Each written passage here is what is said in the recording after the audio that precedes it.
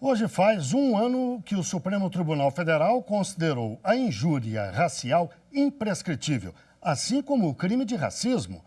A decisão foi tomada pelos ministros ao analisarem o caso de uma mulher acusada de injúria racial e que pedia a prescrição do crime cometido por ela.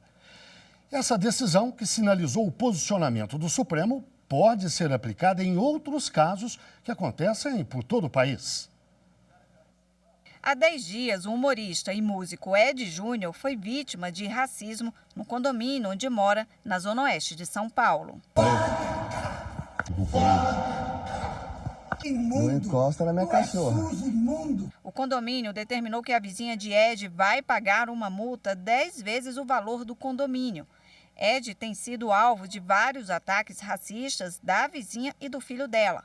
Além da multa, o condomínio pretende tomar outras providências. A deliberação quanto uma propositura de uma medida judicial visando justamente a manutenção do sossego, salubridade, segurança e os bons costumes do condomínio. Então, o que se vai se buscar nesta terceira ordem do dia é justamente saber se o condomínio, se os condôminos entendem por uma ação de afastamento ou até mesmo por uma ação de expulsão.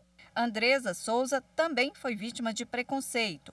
No ano passado, câmeras de segurança do restaurante em que ela se apresentava registraram a situação. O caso foi parar na Justiça e tramita na 6ª Vara Criminal de Brasília como injúria racial. Ela subiu ao palco e disse que eu havia errado a letra. Eu fiquei surpresa porque, geralmente isso não acontece, mas aí de forma educada, eu agradeci, disse que ia aprender a letra, mas ela continuou insistindo, dizendo que eu deveria aprender a cantar, que eu estava errada. E aí, pela insistência dela, eu, de maneira cortês, falei, não, tudo bem, vou aprender. E como se estivesse falando, você pode se retirar, que eu já tenho que continuar, né? Só que ela continuou insistindo. Pela insistência dela, ela acabou se irritando de alguma forma, não sei. E aí, ela me bateu, deu 2 tapas no meu braço, e saiu dizendo palavras, falando essa negra tem que aprender a cantar, e de forma debochada. Algumas pessoas do salão viram, né, a situação, me acolheram, eu fiquei desestabilizada, chorei bastante, fiquei assim, extremamente chocada com a situação, nunca tinha passado por isso. A injúria racial é quando a ofensa atinge a dignidade de uma pessoa específica em razão da cor, da raça, etnia, religião, idade ou deficiência e está prevista no Código Penal com pena de até 3 anos de prisão e multa. O racismo é quando a ofensa é cometida contra uma coletividade, com pena que pode chegar a 5 anos de prisão, também por causa da cor, raça ou etnia. A Constituição Federal torna esse tipo de crime inafiançável e imprescritível. Em 2020, o plenário do STF analisou um caso em que uma mulher de 80 anos pedia a prescrição da condenação, ocorrida há mais de 4 anos, por ter ofendido uma frentista em um posto de combustível no Distrito Federal com termos racistas. Ela foi condenada a 1 ano de prisão e pagamento de multa por injúria racial. Para ela, o crime estaria prescrito e a punição não poderia ser aplicada. Mas a maioria dos ministros considerou a injúria racial como forma de racismo e, por isso, o crime também é imprescritível. Assentando que o crime de injúria racial, por quanto espécie do gênero racismo, é imprescritível e, por conseguinte, não há como se reconhecer a extinção da punibilidade que se pleiteia na impetração. Para a gente entender ainda melhor o assunto, a repórter Carolina Chaves conversou com a juíza do Tribunal de Justiça de Pernambuco, Luciana Maranhão.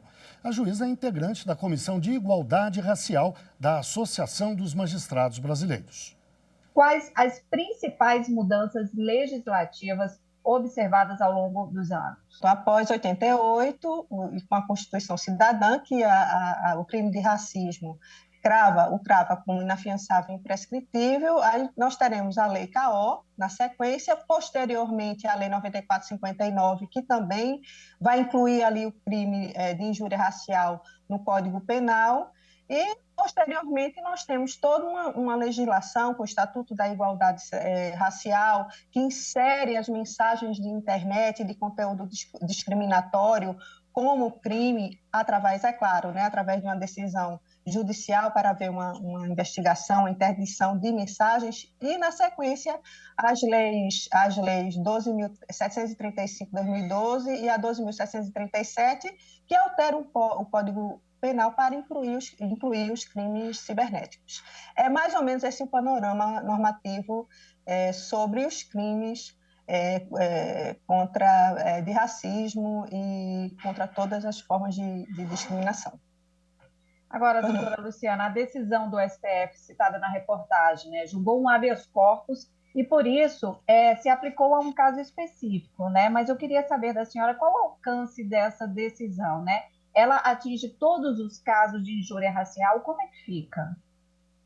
Repare, Carol, que o HC 154 de 2048, julgado pelo Supremo Tribunal Federal, há um ano, nós estamos há um ano, o crime de injúria racial foi elevado a uma espécie de gênero, né, do racismo.